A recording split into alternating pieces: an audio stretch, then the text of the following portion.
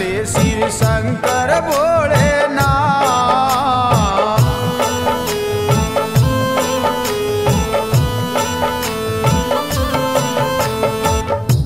चले शिव शंकर भोलेनाथ, पार्वती ने ब्यावन।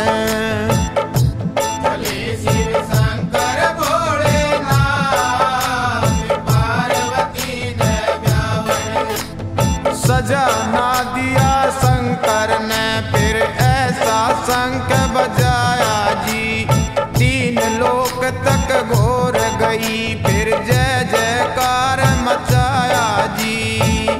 लिए फिर चिमटा डमरू हाथ, हाँ लिए फिर चिमटा डमरू हाथ, पार्वती ने ब्यावन। चले शिव शंकर भोलेनाथ, पार्वती ने ब्यावन।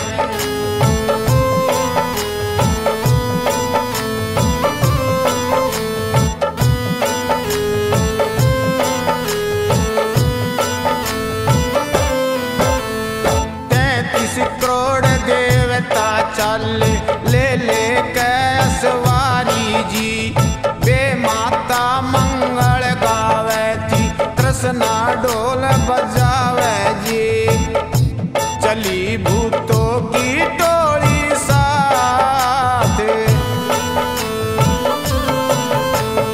हाँ चली भूतों की टोली साथ, पार्वती ने ब्यावन। चले शिव शंकर भोलेनाथ, पार्वती ने ब्यावन।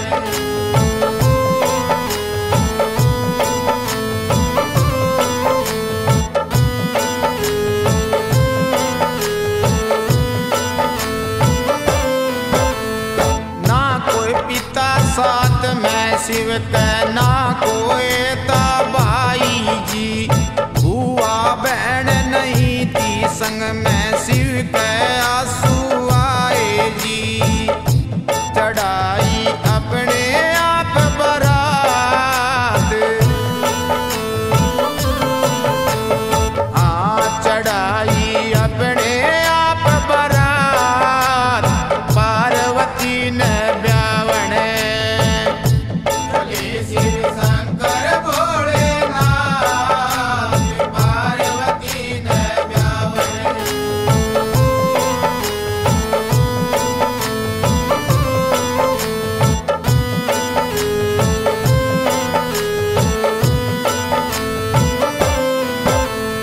शिव योगी ने देखूंगा मैं, उससे ज्ञान लड़ाऊंगा। मोड़ बांध के आया सूं, तेरी कुटी में धूणा लाऊंगा। करते आपस के माँ बाप, हाँ करते आपस के माँ बाप, पार्वती ने ब्यावन। चले शिव शंकर भोलेनाथ, पार्वती ने ब्यावन।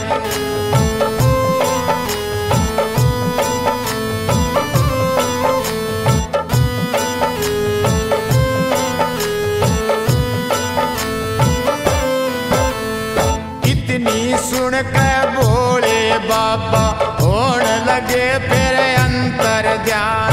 सिर के ऊपर मुकुट धरा फिर 12 साल का बना जवान। बनाई दिन की रात, हाँ बनाई दिन की रात, पार्वती ने ब्यावन। चले शिव शंकर भोलेनाथ, पार्वती ने ब्यावन।